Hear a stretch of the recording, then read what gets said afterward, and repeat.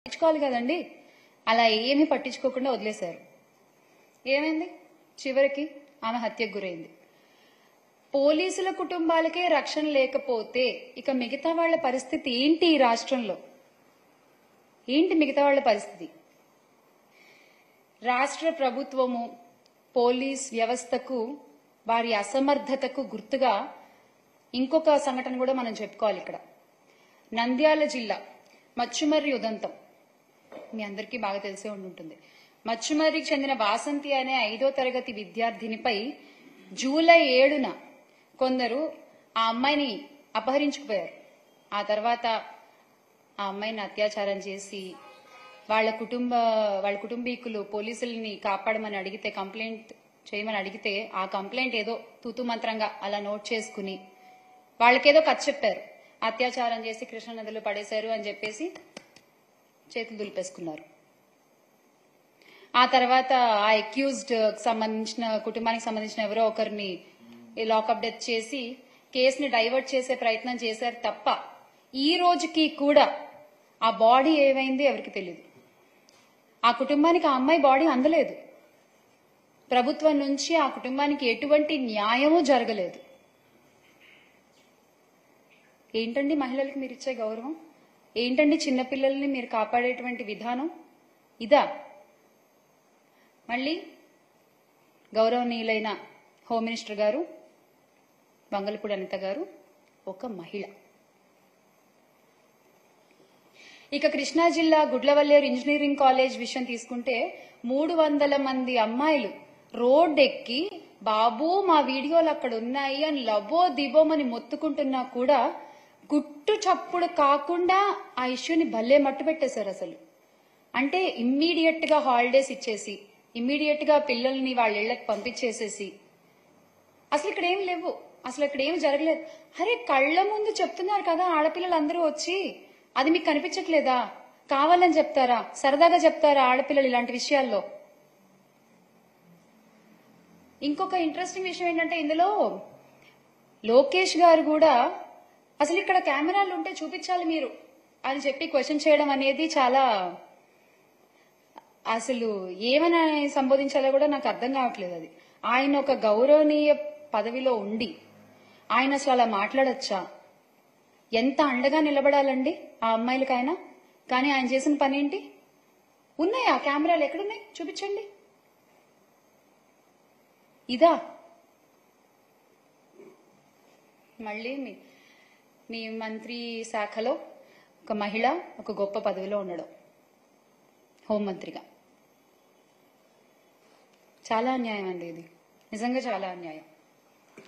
ఇదే జగనన్న ప్రభుత్వంలో తీసుకున్నట్లయితే క్షేత్ర స్థాయిలో మహిళలకు, చిన్నారులకు, బాలికలకు జగనన్న ప్రభుత్వం అండగా నిలబడింది.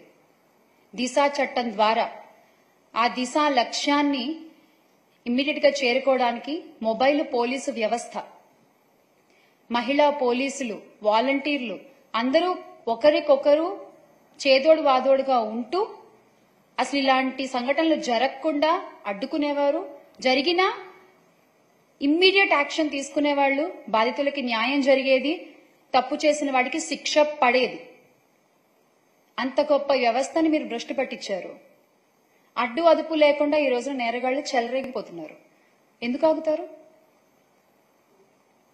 ఇలాంటి గొప్ప గొప్ప వ్యవస్థలు ఉన్నప్పుడు వాటిని అలా ఉంచితేనే మంచిదేమోనండి. ఏమో నాకు అనిపించింది నిజంగా ఈ రోజున. ఇక తప్పుడు ప్రచారాలు, అభూత కల్పనలు సృష్టించి ఆ నీడలో చంద్రబాబు గారి ప్రభుత్వం తప్పించుకోవాలని చూస్తున్నారు.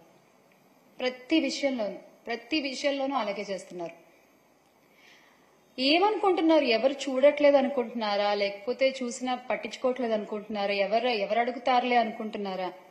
ఏమనుకుంటున్నారు మీరు? అసలు ఇదంతా ఎందుకండి? నాదే అసలు ఒక పెద్ద ఉదాహరణ. గుడ్లవల్లేరు ఇవన్నీ పక్కన పెడితే నాదే ఒక పెద్ద ఉదాహరణ.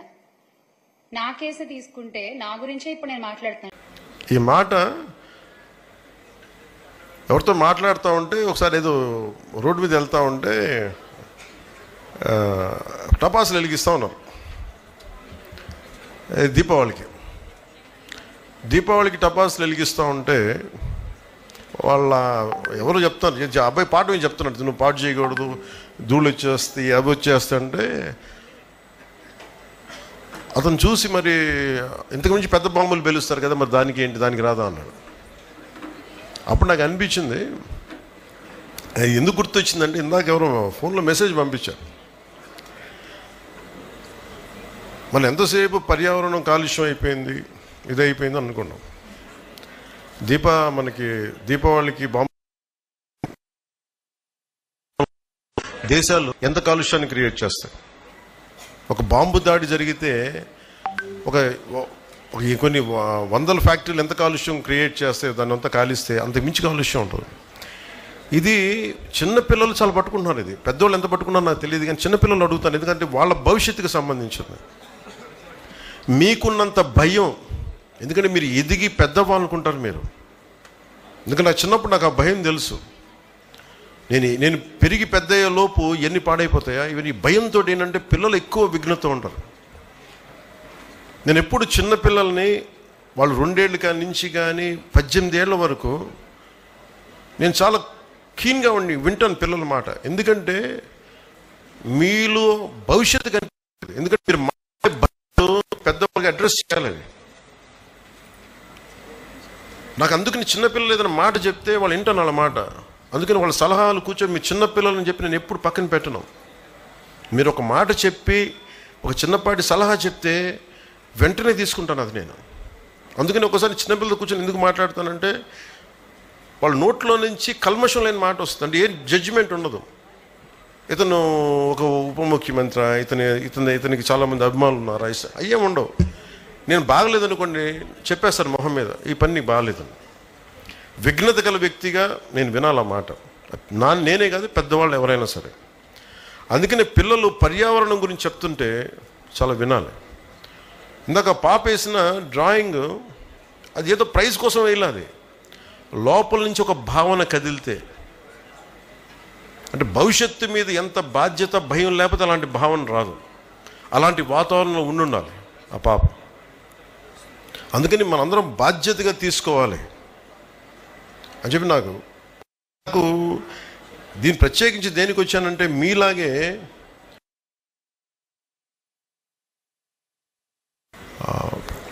నీటి దాన్ని ఏమంటాం, సముద్రపు తెలుగులో ఏమంటాం, సముద్రపు కాదమ్మా నేను అనేది సముద్రపు తాబేళ్ళ లేదా ఎవరుందన్నమాట, మీరు చెప్పండి. మీ పేరు భోగిరాజా? మీ పేరు అన్న భోగిరాజు? భోగిరాజు గారు. సముద్రపు తాబేళ్ళు అంటారా? అంటే సముద్రపు తాబేళ్ళని సంరక్షించడానికి డాక్టర్ సుప్రజాధారిణి గారు, టి రాజ్, సూరజ్ గారు, చంద్రారెడ్డి గారు, సోమేశ్వర్, వీళ్ళతో పాటు నరేష్ గారు, వెంకటేష్ గారు, లక్ష్మయ్య గారు, జాలయ్య గారు, భోగిరాజు గారు. నేను అడిగి ఎంతమంది మీకు ఆర్గనైజేషన్లో పనిచేస్తారు